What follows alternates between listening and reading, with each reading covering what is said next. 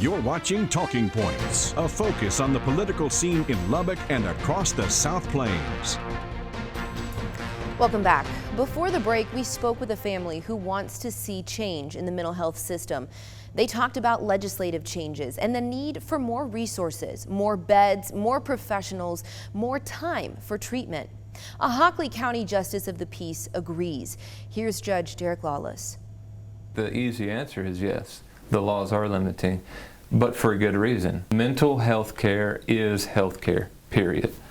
And number one, we have to think of it that way. So we help people not hide under this stigma of, I need to stay, I don't want people to know that I'm dealing with something. It's brain health. I mean, it's your brain is another organ in your body. And if you had something wrong with a different organ, you would go seek that help and probably wouldn't mind telling other people, hey, I went to the, heart doctor or whatever. So, yes, the laws are limiting, but for good reason. I mean, there are people who, whether you're talking about mental health or any other, there's going to be people who try to circumvent. Oftentimes the answer we get to a mental health struggle is incarceration or one-time care. Oftentimes the answer we need is much more complex. The CEO and Behavioral Health Division Director for Star Care, our local authority for mental health, speak to that.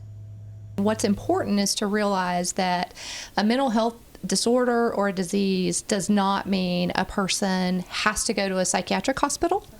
As a matter of fact, we work day in and day out to keep people out of a psychiatric hospital, just like you would with cardiac issues or diabetes or a tear in your muscle, that you're going to do everything you can do to keep from having to go to the hospital. And that's what we do. And that mental health untreated is when it gets bad. But mental health with treatment is a very successful, people with treatment are very successful in the community. And Star Care is actually codified in law as a community provider and to be part of a continuum of care to help people avoid institutions like a psychiatric hospital or a jail or a state-supported living center. It's not that that's not important and not that that is not part of the continuum, but for us, we work really hard to help people stay at home. We know healing takes time, and so does a solution.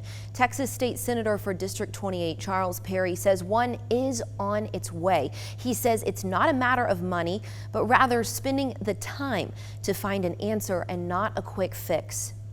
We need a mid-level care system that takes those that are at the extreme, at their wits' end, nobody can deal with them, they don't know how to deal with life, and have a step down out of that. Right now we seem to have that and we kind of triage it, for lack of a better term. You kind of go into the yard and you get fixed and then you leave. Well, for mental health or behavioral health issue, you may need a lot more than just that one night at the ER to get you fixed, so to speak. So it's not physical as much as we don't have that follow through. So we kind of go from that extreme of triage to a very low level, kind of possibly, if you come back to us, we'll talk to you access. We're missing that middle person or middle process to walk that person down, and hopefully at the end of that step, you're on a maintenance that's once a week, once a month, just a check-in or an oversight, or you walk away feeling like you're whole again as a person. Still to come, a return to the classroom with safety top of mind and a resounding yes for a bond vote for Lubbock roads. What you need to know.